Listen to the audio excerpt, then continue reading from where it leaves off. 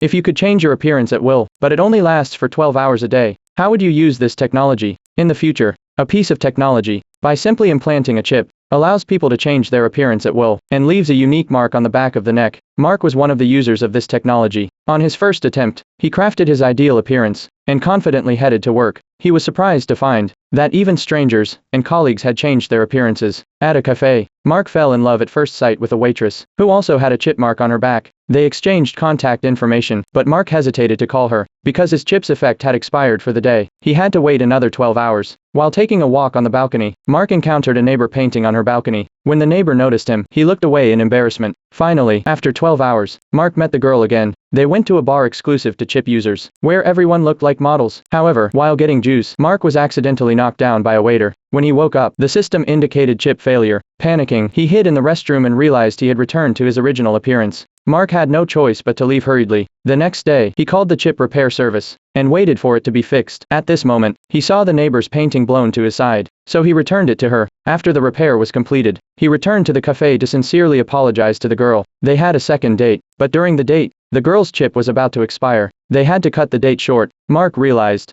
that although the chip brought temporary beauty, it also brought many inconveniences. A colleague told him that black market modifications could maintain a perfect appearance for 24 hours. Mark was tempted to be with the girl he liked at all times. He underwent the modification. The modified Mark took the girl home. However, the chip broke, revealing his true appearance. Fortunately, it was all just a dream. Upon waking, Mark decided not to rely on the system anymore. He went to the balcony for a walk again, and happened to meet the neighbor. She thanked Mark for returning the painting. They had a delightful conversation, so Mark invited her to dinner. They spent a wonderful evening together. At this moment, Mark noticed the mark on the neighbor's back, and saw himself in her painting. He seemed to understand something. He picked up the phone and dialed the cafe waitress number.